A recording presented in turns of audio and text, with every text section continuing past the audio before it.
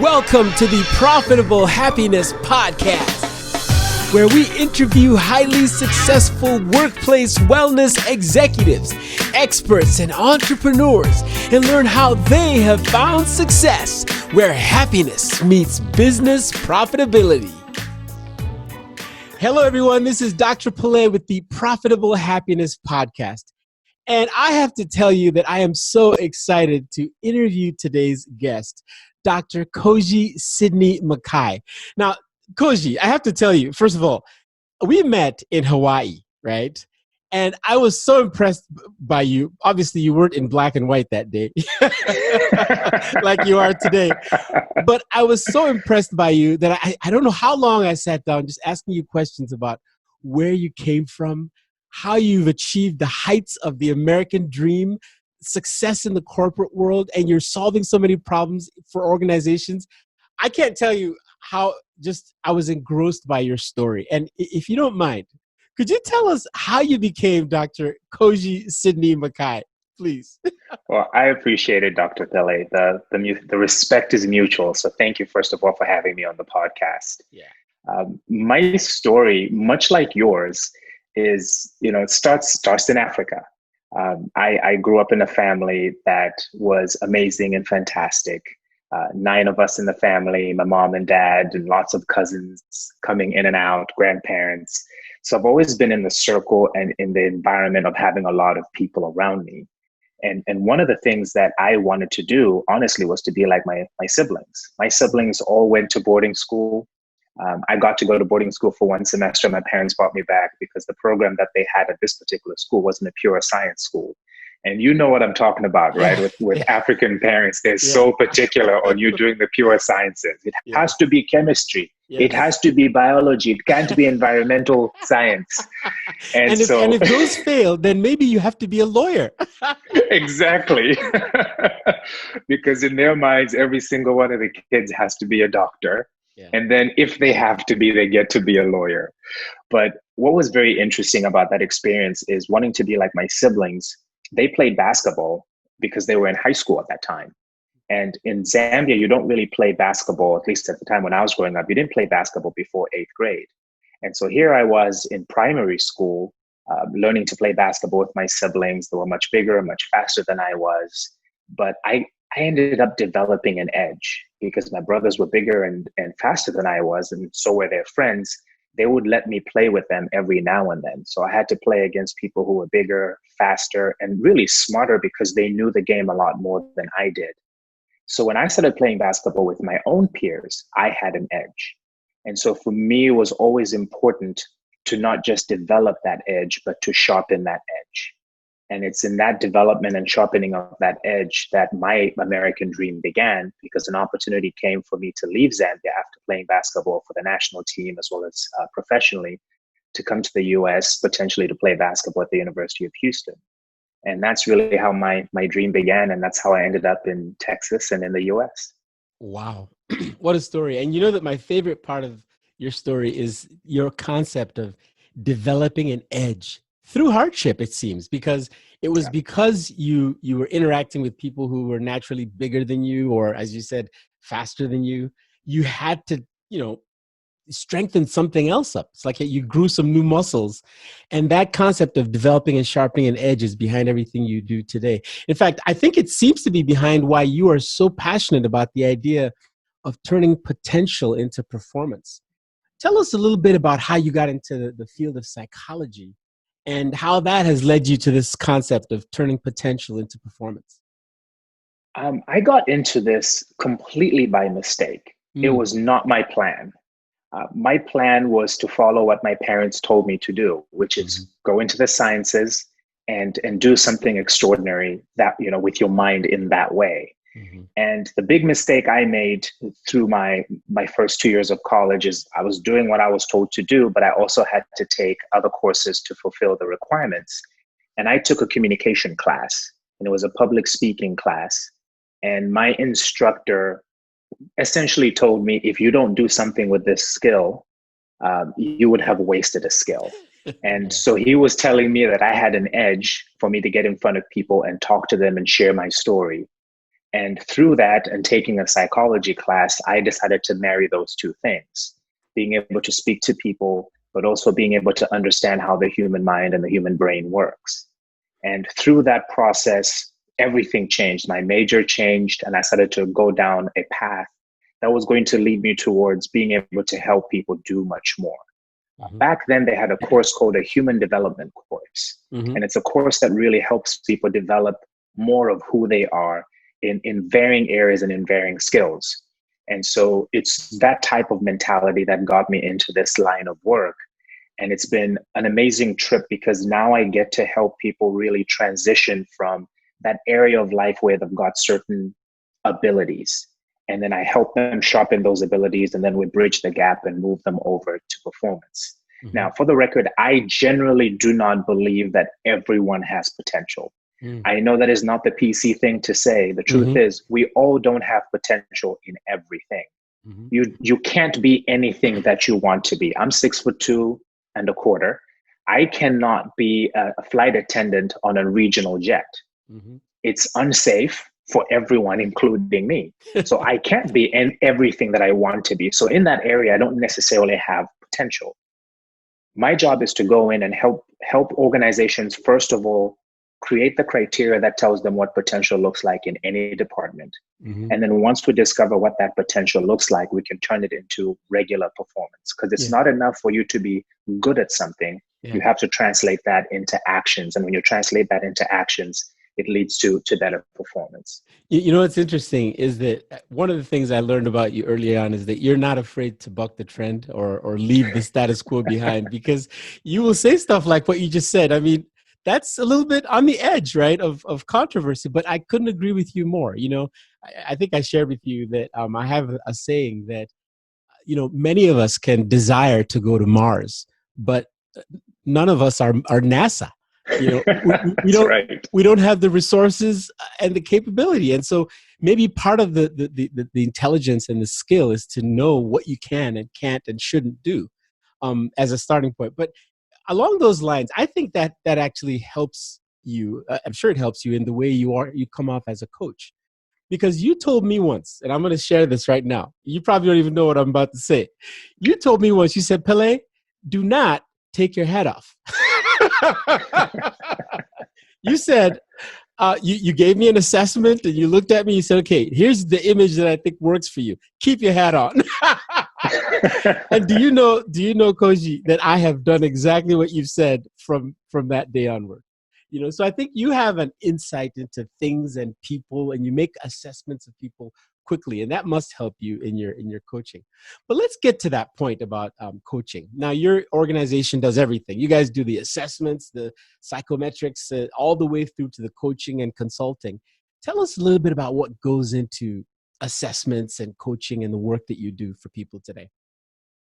One of the things that I've always thought about is if we're going to help people really thrive, because that's what I believe our organization is there for. That's what I believe I was put on this earth for, is honestly to help people find ways in which they can thrive, right? We use behavioral science to help people thrive. And part of recognizing that is, what are the behaviors that allow me to thrive? And what are the behaviors that help me essentially just to survive? Every day, every single one of us has choices that we have to make. We have choices that we get to make. We have choices that we have to make. And each of those choices lead us down a particular path. I want to be able to look at myself independent of my own thought and say, what are the things that are working and what are the ones that aren't? And with assessments, that's a great starting point, because we use those as diagnostic tools. They're not really put together to put people into neat little boxes. You know, you are this personality type, you are that personality type. We use them specifically to open a person's mind up to who they really are, independent of, say, a person's input or view of them. And so when a person gets to have that, now they have a language that they can use to describe their strengths.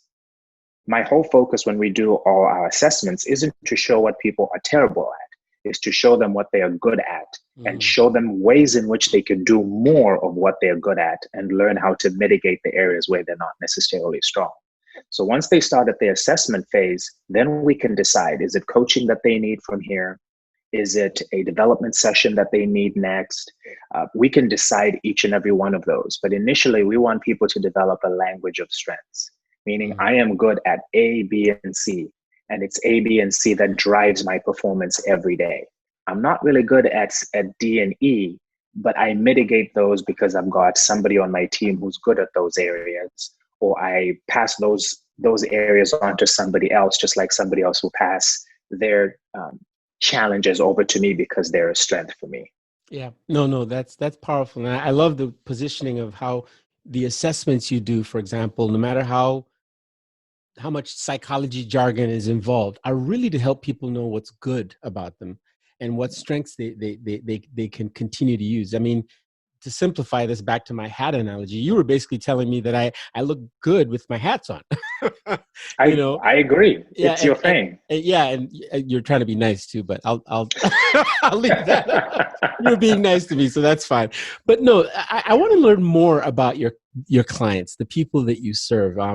In light of the fact that not everyone has potential, and you do help people recognize their potential and their strengths, what have you found to be, if you will, let me use the word ideal clients, the kind of companies that you serve today? And what challenges do you find them struggling with as organizations when you first come in contact with them?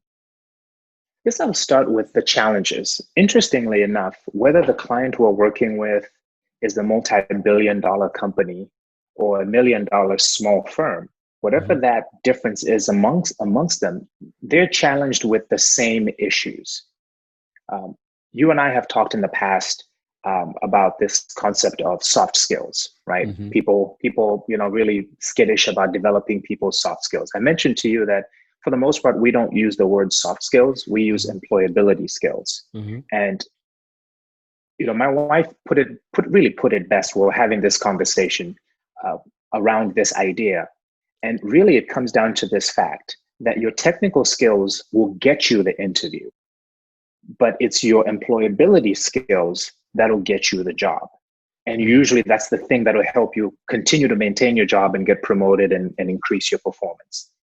Most organizations spend a lot of money on developing technical skills, whether that's because that's a requirement by law for certain components or not. That's just how our brains are built. Yeah. And organizations are a bunch of people with brains. Yeah. So the organization itself is not the issue. It's that the folks who are leading these organizations may have a perspective that says, oh, we don't really need to worry about emotional intelligence, or we don't need to really worry about critical thinking skills. Yeah. What we really need to work on is to make sure that this other skill is taken care of. Yeah. Let me give you a quick example. Customer service. People assume that customer service itself is a technical skill. It isn't. It's really an employability skill. It's your ability to communicate effectively, to make eye contact. It's your ability to engage with somebody while still checking them out at the grocery store. That's an employability skill, because employability skills create an environment where a person can have a transformative experience. The reason we go back and shop at certain places is because they have given us a transformative experience. So all these organizations are just hungry for transformative experiences. Whether they are a software company, whether they're a beer company, whatever version of the organization is, that's something that they all crave and desire. And because that is missing, they bring folks like me in to help people realign the way they think about their skills, the way they think about each other, because most of the problems that happen in an organization are interpersonal. Yeah. They're not about anything else other than interpersonal issues. Yeah. You don't like your boss. You don't like the person who you work with. It's not the person or the boss that you don't like. It's something that they do. It's the way they carry themselves. It could be any one of those things. And being able to put a microscope on those things and show how those interactions directly affect how people are enjoying their work, it can make a difference. Profitability can be tied, for a fact. We know the science is pure and true. It can be tied directly to how joyous and happy people are at work, not because their work is easy, because we know people who are working really hard jobs, but they find that happiness inside of their job because they work with some really wonderful people. Yeah, the packaging of the words employability skills, I think is just brilliant. I love the way you position that. In fact, there's a saying that goes, people are hired for skill and fired for fit, right? So it's like they hire Yes, you for your technical skill, but they eventually fire you because you did not fit in the organization because of those employability skills that you're talking about. correct. Let's shine a little bit more light on the challenges that you find organizations struggle with, because there might be someone out there listening to this and wondering, okay, I get this. I want to know how this applies to my current organization. Do we need help? Are we in trouble? I would guess that the answer is yes for more people who believe that they are in trouble right now. What do you see in companies today? Honestly, if any organization or any person in an organization, whether a person is running the organization or is a part of the organization and feels as if there's nothing that needs to be done, they're a little bit delusional, because even the most high performing teams are constantly looking for more. Yeah. And that's that edge that we talked about earlier. Mm. There's a saying that my dad used to tell me. My dad is Chokwe, which is the Chokwes are from the northwest of Zambia. He said, Sokola and Jimbu Muhinyi Mukawana. And Jimbu is an axe head. Mm. And so Sokola means carry, or carry your axe head. Jimbu, which is the handle of the axe, you can find anywhere. As long as there's wood around, you can get a new handle for it. Mm-hmm. And so your axe head is your character. It's the culture of the organization. It's the employability skills. It's the technical skills that you develop over time. As long as your Jimbu, your axe head, is consistently sharpened, you can do so much more. Mm-hmm. And so inside organizations, you use an axe long enough, it's going to get dull. Wow. And so our skills are the same way. We use our skills long enough, they're going to get dull. They have to be constantly sharpened. They have to be constantly retooled. Part of that process is organizations really recognizing that what is it in our organization that is working, and how can we make it work even more? And what are the things that aren't working? And how can we find ways to leverage our strengths to make sure that those issues don't become issues for too long? Wow. And most of the issues organizationally are built around culture. So one of the things we talk about in organizations is these three essential areas. We look at the connection between people and between process. Let me start with those two. That connection is really, really, it's something we have to think about, right? You look at people, how are the people connecting with each other? Is there a right fit between all the people, from the people who are leading to the people who are doing the following? Because all of us change our role from leader to follower back and forth. Yeah.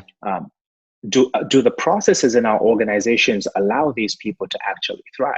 Because you can have great people, but the organization has these arcane and insane processes that make things so difficult, right? And then technology. Do we have the right technology to allow us to function in a way that makes life much easier for us to thrive? When you look at just those three things, just as a starting point, as a diagnostic tool, it tells us a lot. Because if we leverage our people, our technology, and our process well, the culture in the organization is the kind that thrives. It's the kind of culture that is agile. It's the kind of culture that in today's challenging times is needed for us to get past not just COVID, but all the remnants of everything that's going to happen once this challenge has gone past. Yeah. So for me, that's kind of the perspective I take. I go into the organization and I ask those three basic questions. Does your technology support the mission and vision that you have?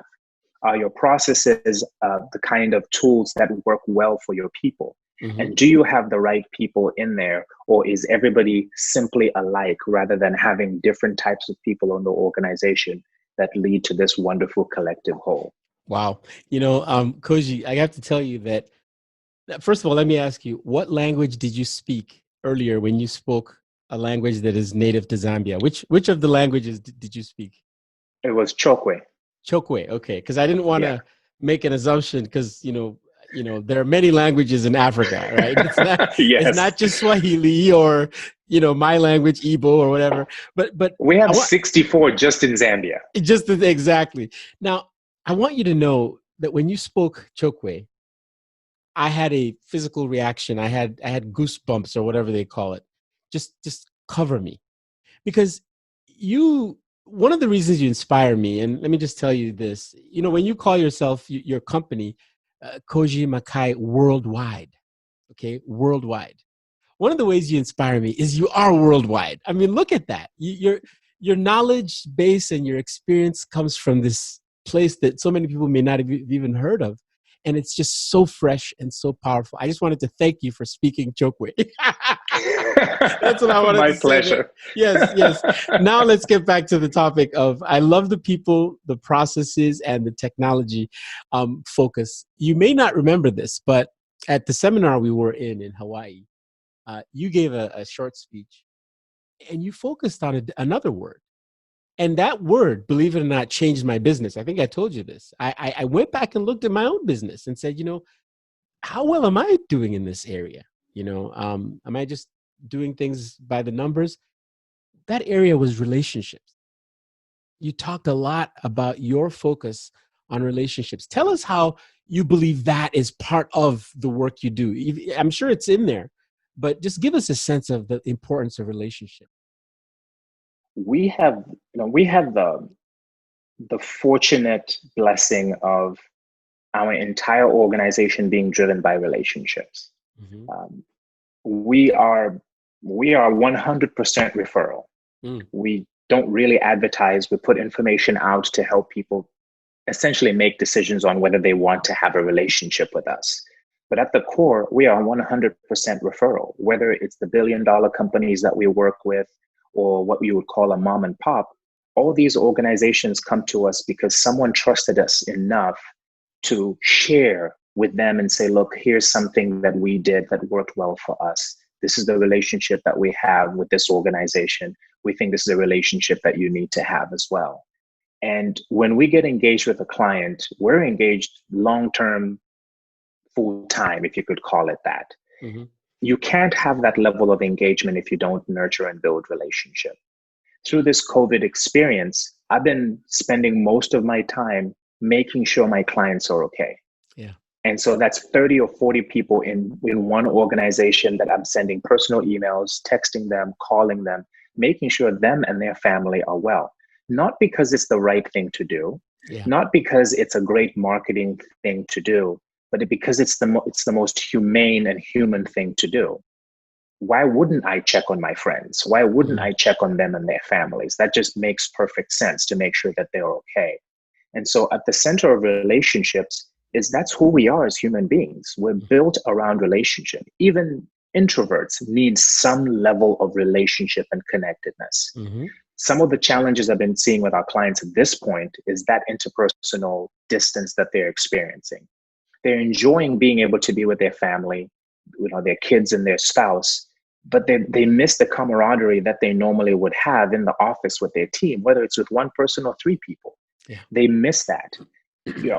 Social distancing isn't something that we technically haven't been doing, right? Most of us in the office aren't exactly too close physically, but being able to be in constant contact around each other, that human energy, it's amazing. And interpersonally, that's who we are. Most of the problems we have in relationship, they really grow around interpersonal skills.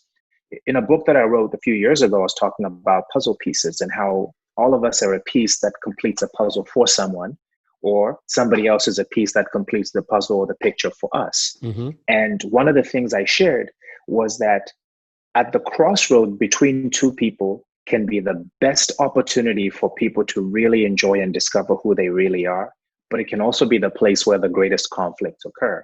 Mm-hmm. And right now, we're not getting enough of that interaction and connectedness, even though we're using technology like you and I are right now. Mm-hmm. There's a sense of not being able to connect on a deeper level. Mm-hmm. And for most people, in fact, one person said to me yesterday, they said, psychologically, I'm having a hard time because I'm not getting the contact. Yeah. And there's been a spike now with people using their phones much more because people want to hear each other's voice rather than simply text, because there are not many voices that they're hearing right now other than the regular ones around their kids and so on.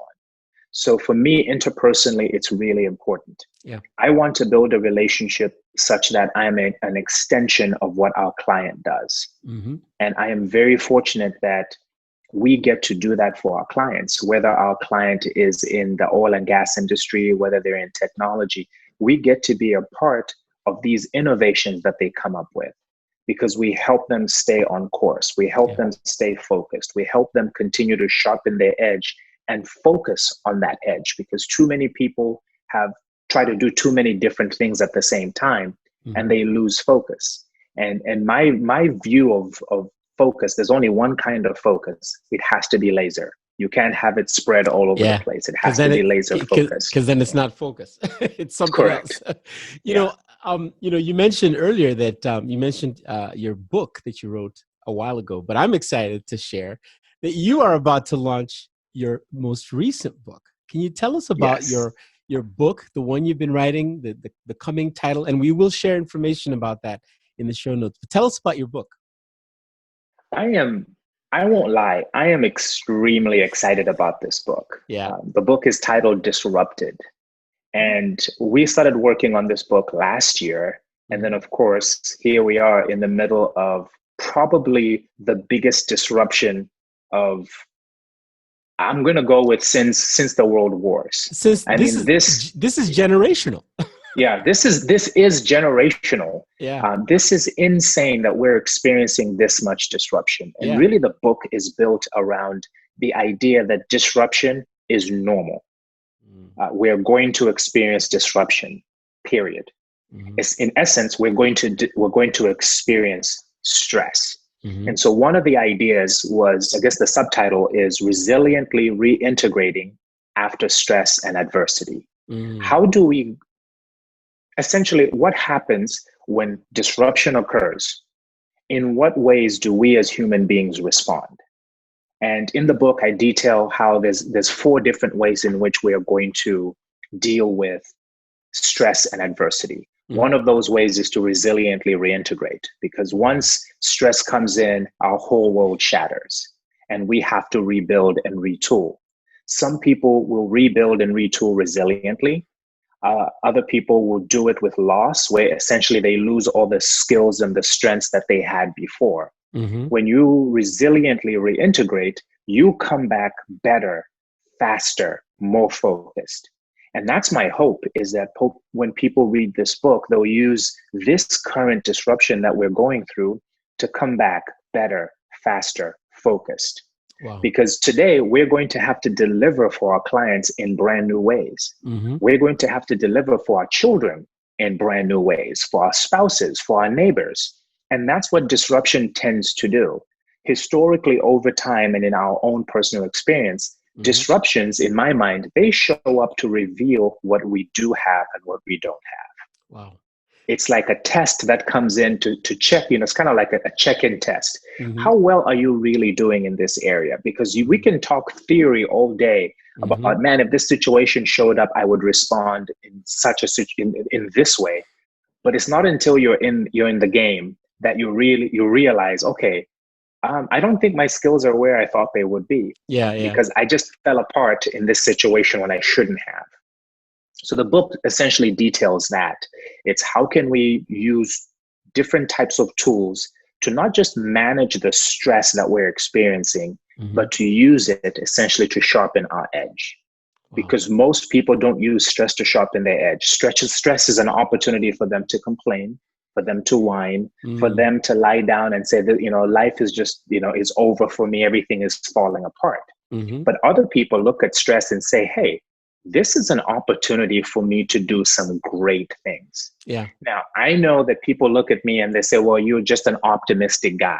I am super optimistic. I'm the guy that, that if I ever fell out of a plane, I wouldn't be screaming that I was about to die. I would scream that I am finally flying. That would be me. Right? I love that one, by the way. I get that. But in all reality, I have experienced distress and stress, just like you have, right? We talked a little bit about my story about getting here. It wasn't as easy and as beautiful as it was all laid out. There were lots of challenges along the way. And at each step, I had to make a choice. Do I resiliently reintegrate from this situation, or do I come back in a dysfunctional way? Or do I come back where I just kind of, get back to where I was? One of the things I shared in the book is, Lord forbid this ever happens to me, but I just suppose I get cancer of some kind. Mm. People say, you know what, I'm just hoping, we just can't wait for you to bounce back. And I know they mean well. I refuse to bounce back from anything. Because if I'm going to experience that hardship of dealing with cancer, I want to kick cancer's tail and I want to come back even better and stronger. Bouncing back and coming back to where I was means that I have wasted that experience. And life is too short for me to waste those experiences. Right now, I can tell you people are wasting this experience and this time of disruption because they're spending more time, binge watching this show or that show. And that's fine. You need to be entertained every now and then. But the truth is, most people are escaping, trying to pretend as though this thing is not happening. But what other people are doing is they're nurturing their relationships, they're strengthening and sharpening their skills, and they're preparing their big comeback, because that's what this situation is going to teach us all. The people who've been preparing and working hard to sharpen their skills. And that's really what the book is about. It really wasn't intended for us to be in the middle of dealing with COVID-19. But we decided to release the book a lot earlier so that we can help people manage this experience and come out on the other side having resiliently reintegrated. I can't wait to read it because, Kozhi, that let me just say this. One of the things I respect the most is a story that is true. You, in my opinion, you are a leader who has gone somewhere, and therefore you know where to go, and you can therefore show others where to go. So this is real for you. So I can't wait to see the stories that you share in that book and so on. It's going to be fantastic for people who maybe haven't experienced the kind of disruption that you and others have experienced, and how you've been able to turn that. It's just powerful stuff. Now, my favorite topic is really the flip side of disruption, which is, a lot of companies will understand when you tell them, hey, disruption, you should solve that problem and you should use it and make good. But when you talk to them about what you've described as employability skills, or I might call culture or leadership or happiness, these skills that people maybe sometimes don't understand add up to profitability and to business success. How do you help people to connect the dots? For example, that if you can use disruption to create the positive side of these skills, you will see business growth. How do you help people see that link? Well, one of the things, I'm a scientist. I am a scientist through and through. And so as a behavioral scientist, it's something that I absolutely enjoy, is being able to play with the numbers. When I work with organizations, there's two sides that I will try to work with, right? So on one side, we're talking about the story component. In my research, my role is always as a phenomenologist. I really want to study the lived experience of people. But on the other side, I want to be able to collect what people call hard data, so numbers. So if I can use the mixed methods version of showing people that, it makes all the difference. One of our clients that we're working with, he and I had a meeting, we had a breakfast meeting, and I gave him some ideas of how he could use a certain level of employability skill to really highlight certain aspects of how he's running his sales department as a VP of sales. And an hour or two later, I got a message from him saying, hey, that advice that you gave me, I decided to implement it in this way and that way, and it led directly to this much in sales. And so we can create that line that shows that profitability is tied very closely to those employability skills because it requires implementation. Now, that's the key right there, is implementation. I try to teach our clients and to live by this creed of having a bias towards action. People love to attend seminars and do all these different things and be on webinars and all these other, learning opportunities. Those things are wonderful. The hard work comes in when it comes to implementation. So the bias towards action forces people to actually do something with this. To me, that's a transformational experience. I don't want to create learning opportunities for people, because I believe there's people who can create even better learning opportunities than I could. But my job is to create a transformational experience. So for my buddy, we'll call him JP. For JP, that was a transformational experience because he had never thought about doing what I told him to do from that perspective. He just had never crossed his mind. And he trusted me enough to go out there and try it. So that's one additional believer that now understands that technical skills are fantastic and they are necessary. Just like I have to have them and you have to have them. It's our employability skills that allows us to earn the trust of clients. Yeah. It's our employability skills that allow us to earn the opportunity to be on people's podcasts and to do all these things that you and I both do. So in order for us to be able to do that, we have to create that environment that says, you need to understand there's a direct link between the things we are talking about. Every learning event we do for our clients, we always point to a very clear business case for them learning this employability skill. And in that business case, we show them, and this is in the training, not in a proposal, not in a recommendation. This is actually in a development session that says, if you develop this skill, this is where you would be leading to. You develop this skill, this is where you would be leading to. And organizations, especially those that love those hard numbers, that's the best way for them to have a better handle and understanding. Because once you start to show people those kinds of things, it makes all the difference. Let me give you a quick example. One of my good friends was running a sales organization of about 200 people. And every single year, he was losing 100 of those people, turnover. Wow. And we're going to be kind and say that hiring costs are $10,000. So you do the math, right? $10,000 times 100 people. It's about $1 million. That's what $1 million. I think my math is good. That's $1 million a year just in hiring costs. If I could help him retain 25% of those people, that's a direct link to $250,000 in savings. Most organizations don't see it from that perspective because most of what we do is intangible. You can't touch it, you can't feel it. But there's a tangible side to all of this, whether it's profitable happiness. I love the name of the podcast. You and I have had these conversations. But for the most part, happy employees usually bring profits to the organization because it's hard for you to be happy if you're doing a terrible job. Because nobody wakes up in the morning saying, hey, I'm going to go to work today and I'm going to do a terrible job. And you know what the one key word that I think you've shared that I want to highlight is implementation.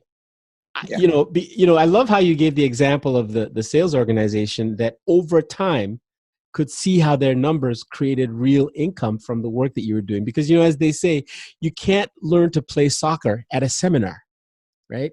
You got to take the soccer and go play it on the field. And that example alone shows me that your interventions, your assessments, even the training work that you do, it's really all about the long-term coaching and effect and outcomes. So that's powerful stuff. Thank you. I always love to hear other people's perspective on how we connect these intangibles, as you say, to profitability. But Kozhi, I have to remember that you and I could talk for like all day. You know that, but I got to wrap up because of our time constraints. I'd love to know what you're most excited by right now, and just share with us any new projects. Maybe it's the book. And then how we can get a hold of you. If anybody wants to learn more from you or even have you come into their organization, how do they get in touch with your organization? I think the things that right now, I know what I'm most excited about is the growth of our team. I have seen them do amazing things in the middle of this COVID-19 pandemic. The people that they are, the sacrifices that they're making, and just the heart that they bring to this work that we're doing, it's completely inspirational. They inspire me every single day, and they trust me to lead them. One of my good friends shared something with me a few weeks ago, and he said, in a time of crisis, leadership is wonderful, but what's most needed is shepherding. And I have the opportunity right now to shepherd my team through something that's really unprecedented and something that is new for all of us. But because it's new for all of us, doesn't preclude us from having to take ownership of what needs to happen in our own lives as we continue to go through this experience. Yeah. So watching them grow and continue to be the human beings that they are and the leaders that they are is exciting for me. And so being able to bring out new tools, right? We spend a lot of time face to face with our clients, but now we're having to do so much more using technology. Mm-hmm. And so we've had to go through an assessment of our technology. Is it appropriate for the things that our clients need today? Mm-hmm. Not what they needed 3 months ago and 6 months ago, but what they need today. Mm-hmm. And so we've had to accelerate a lot of the projects that we already had in mind. And interestingly enough, we've been trying to get our clients to do so much more through digital learning. Mm-hmm. And now the opportunity has been created for that to happen. So while there are portions of this whole situation that are unfortunate and made some other things for us difficult, it's nice to know that some of the things we can move up a little bit faster. The easiest way to get in touch with us is to go straight to our website. We have a place for people to ask questions or to have an inquiry, but it's just kozhimakai.com. Mm-hmm. Let's spell that. It's K-O-Z or Z, depending on how you like depending to say on where you're from. Yeah, where you're from. KOZHIMAKAI.com, right? That's correct. Kozhi, I have to tell you, Dr. Makai, you are an inspiration to me. I want to thank you so much for sharing your time, your wisdom, your worldwide experience with us. Thank you so much for coming on our show. Thank you so much for having me. I appreciate it, Dr. Pele. All right. Thanks for tuning in to the Profitable Happiness Podcast. For more episodes, visit drpele.com. And remember, get happy first and success will follow.